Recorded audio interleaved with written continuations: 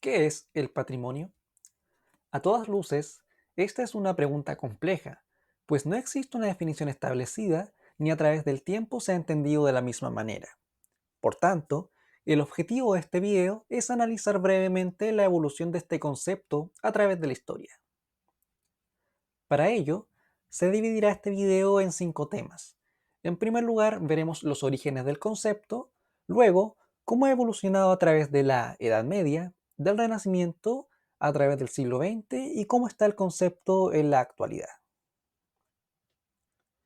Estudiando el concepto desde su etimología, la palabra patrimonio nace en la antigua Roma y por lo mismo es una palabra cuyo origen se encuentra en el latín. En efecto, patrimonio es un vocablo compuesto por 2 frases del idioma de los romanos.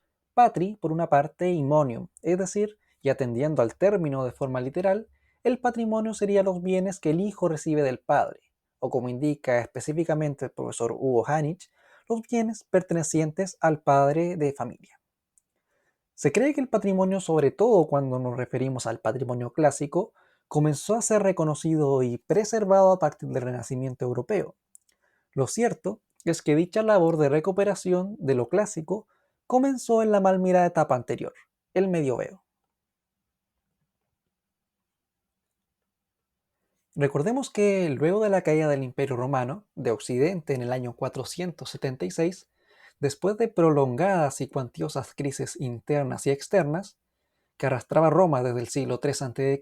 y el consiguiente fin del orden público centralizado, la violencia y la inseguridad hicieron aparecer el clima propicio para un retroceso de las manifestaciones culturales clásicas y, en definitiva, el peligro de la pérdida de valiosos bienes patrimoniales, base de la identidad grecorromana. En dicho contexto, y con la expansión de los movimientos de los pueblos germanos por el territorio que hoy conocemos como Europa, pensadores y humanistas iniciaron el proceso de conceptualización de determinados elementos del mundo grecorromano, mitificando y transformándolo en símbolos, generando vínculos identitarios e ilustres con el pasado. De forma paralela, grandes personalidades del mundo religioso inculcaron a los monjes el agrado por salvaguardar lo posible del patrimonio escrito que pervivía de la época de los romanos.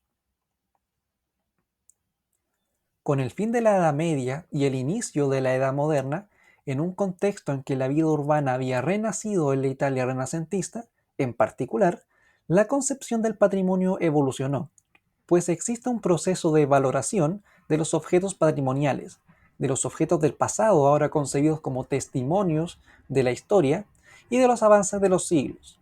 El valor rememorativo y documental sería una máxima de la vida culta del Renacimiento, así como una necesidad de los monarcas presumir de sus colecciones artísticas personales, legado del pasado grecorromano. Sin embargo, el concepto de patrimonio quedó relegado a los vestigios del pasado clásico, cuestión que se mantuvo hasta el siglo XX, momento en que el análisis del concepto comenzó a realizarse desde una perspectiva más amplia, integradora, multidisciplinar, y no solo desde lo histórico, lo artístico y lo pasado.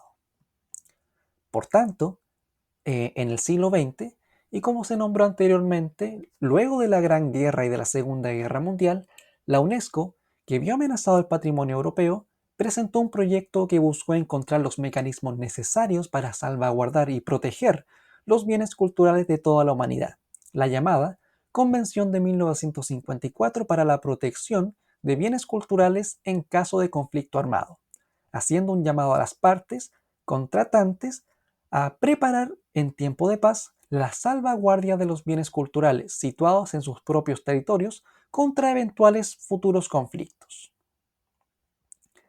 Actualmente, en nuestra época, el concepto patrimonio abarca elementos culturales diversos, más allá de lo histórico, lo artístico o lo monumental. ¿Qué quiere decir esto? Que no solamente un bien es patrimonial simplemente por ser histórico, antiguo o grande en cuanto a sus dimensiones. El patrimonio lo es en la medida en que la gente, sea poca o mucha, lo valore. Por tanto, existen bienes patrimoniales que son ampliamente valorados, por ejemplo, las grandes obras monumentales, y otros que son valorados de forma micro por comunidades, por familias o por personas en particular.